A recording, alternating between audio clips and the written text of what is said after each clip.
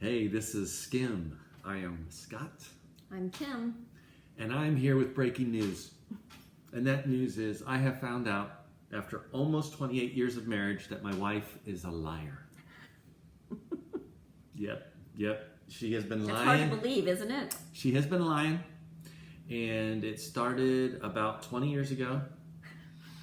And it has to do with a very touchy subject that we're going to bring to the table. And that is, she told me after I started gaining weight that it was okay, no big deal. That, you know what, she doesn't like muscle guys. It's no big deal to her. I call them meatheads. Meatheads, Yeah. You know, no big deal. I like I don't like meatheads. I like the dad bod. It's cool. Well, I never said I liked the dad bod. No, you said it was cool. It was okay that I was fat and I was gaining weight and I was unattractive. I was getting unattractive. I never said you were unattractive. Well, you said you were okay with the fattiness. I said I was okay with the love handle. And the lack of muscularity. Now, here's the thing. I've been on this journey for the last couple of years where I started doing CrossFit and lifting some weights. And then a couple months ago on my birthday, my 52nd birthday, I started dieting. And I've lost some weight and I've been working out. Mm-hmm. And now all of a sudden, I'm getting all these compliments. And all of a sudden, there's some extra touching involved and some friskiness. And I'm like, holy cow, it does matter. And my wife's a liar. Busted. Well, I guess it's kind of a good thing though, right? It is. It's a great thing. Yeah. And I didn't want to hurt your feelings. yeah, so... And I mean, I wasn't in tip-top shape either, so... So we wanted to bring this to you in kind of a comedic way. But it's really not that funny because, unfortunately, this is a subject matter that is hard to talk about. I mean, it's like the old joke when your wife says, hey, does this dress make my butt look fat? You know? And then you fake a heart. And you're like, oh, there's no right answer to that, right? So we wanted to talk about it because there's several aspects of this conversation that are important. And that is, number one, health. You know, in today's society, we talk about fat shaming and putting people down, and in no way do we want to do that. Because, you know, like I said, I gained a lot of weight. I've gained like 45 pounds since we've been married.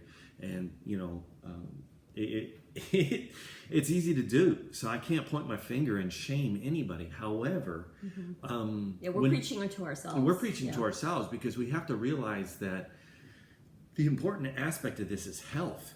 You know, we don't look at someone who's obese or heavy and say, oh, look at them, what's their problem? No, my heart breaks for them and I care for them saying, wow, that's unhealthy. And well, we need to just kind of focus on ourselves. Yeah. Yeah.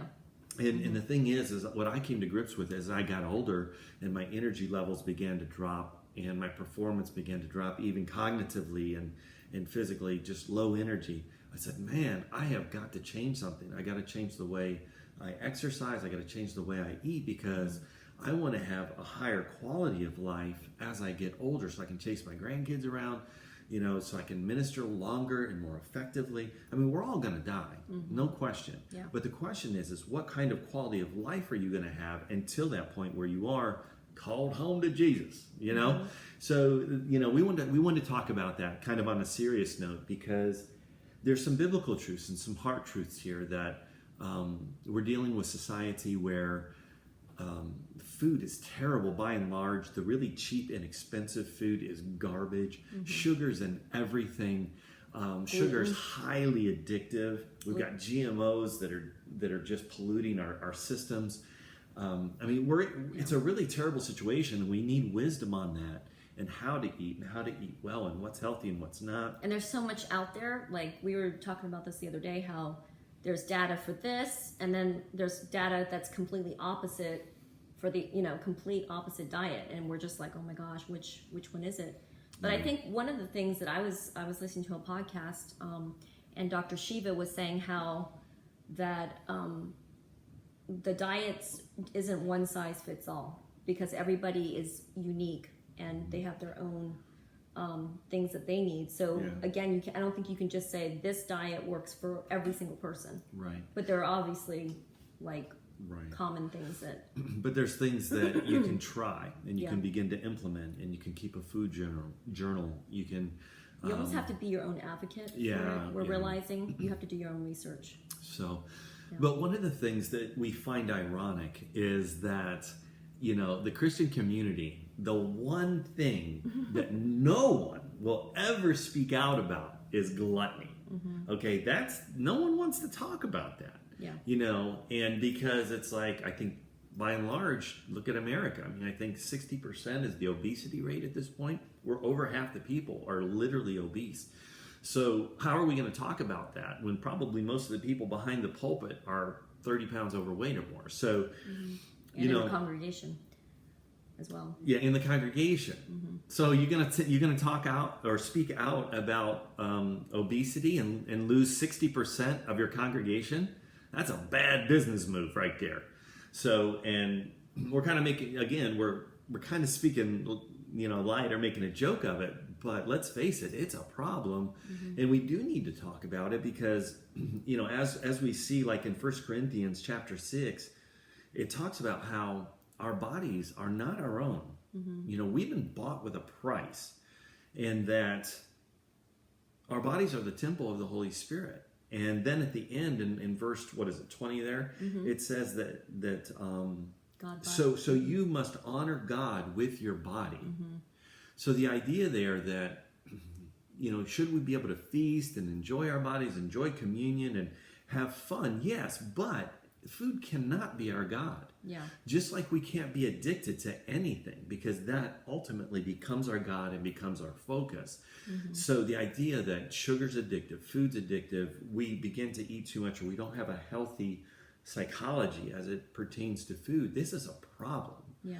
And the Bible has really, really strong words about eating.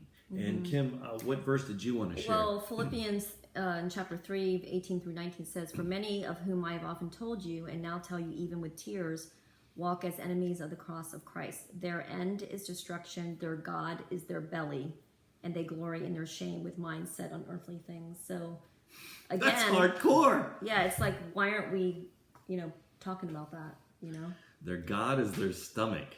Ooh, Yeah. that's strong words. And I think ignoring the fact that we've got a problem in the church and in general is a mistake. And again, we're not fat shaming. We're not saying, oh, we've arrived, No, I because think- we're very much in the middle of the journey on this. We're actually in the very beginning, probably, if you think about it. Yeah. So, we just wanted to kind of make a joke about a little bit of clickbait there, that my wife's a liar. But it really is behind a very serious subject matter. And we want to just encourage you, if you have questions about what we've done, put them in the comments. We really feel like God's really doing a work in our heart about this, which allows it to then come out in physical change, because the heart has to change first, and then the body will follow after. We've seen some amazing results with some dietary changes. Kim's inflammation, her hands used to hurt so bad, her feet used to kill her. She had like neuropathy, and within a couple of weeks, like literally, that is gone. Due to some dietary changes. Which has been cool, because now I'm actually able to exercise without being in so much pain. So before, I was in so much pain that I wouldn't be able to do it the next day. Yeah. And now I'm able to consistently work out. So, guys, if you're interested in more information on like what we did or whatever, let us know, and we'll just post some videos about that specifically. But with that, I think that concludes our thought. This is Skim signing off. Bye-bye.